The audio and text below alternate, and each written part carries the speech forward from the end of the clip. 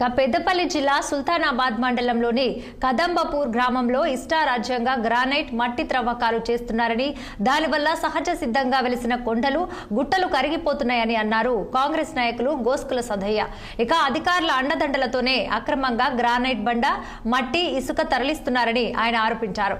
గ్రామంలో 10 రోజులుగా నుండి అనుమతులు లేకుండా అక్రమంగా గ్రానైట్ తరలించి సొమ్ము చేసుకోవటమే కాక అధిక లోడుతో వెళ్లటం వలన రోడ్లు ధ్వంసమవుతున్నాయని అన్నారు. అలాగే గ్రామంలో అతి వేగంగా లారీలు వెళ్లటం వల్ల స్కూలుకు వెళ్లే చిన్న పిల్లలు భయభ్రాంతులకు గురవుతున్నారని తెలిపారు. రెవెన్యూ, ఇరిగేషన్ అధికారులకు ఎన్నిసార్లు ఫిర్యాదు చేసినా పట్టించుకోవటం లేదని, వెంటనే మట్టి తరలింపును నిలిపివేసేలా చర్యలు తీసుకోవాలని గ్రామస్తులు డిమాండ్ చేశారు.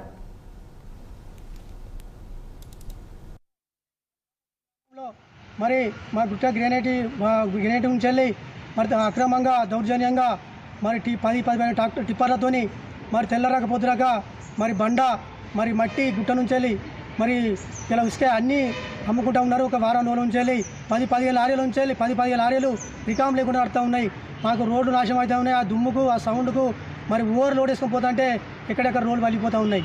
మరి ఇలా చదువుకున్న పిల్లలు బడి పోవాలంటే మరి గదగద అనుకుంటూ ఉన్నారు, బయటికి వెళ్ళాలంటే భయపడుతూ ఉన్నారు. మరి ఇలా మేము కూడా పోవాలంటే ఇబ్బందిగా ఉన్నది. మరి లారీలు అడ్డుకున్నాం. మరి ఇలా మా ఊరు లీడర్లు పొత్తుకపల్లి పోన్నట పొత్తుకపల్లి సెక్డం కట్టే కాంట్రాక్టర్ను మా ఊరు లీడర్ కుమ్మెకాయి మరి ఇలా బండ, మట్టి, ఉసుక కూడా అమ్ముకోవడం జరుగుతూ ఉంది. మరి ఇలా చెప్తా ఉన్నాం, ఖబర్దార్, మేము ఇలా ఊకుండేది లేదు. ఊరు కోసం, ప్రజల కోసం తప్పకుండా. కొంతమంది భయపడతారు మీకు, కానీ మేము భయపడం.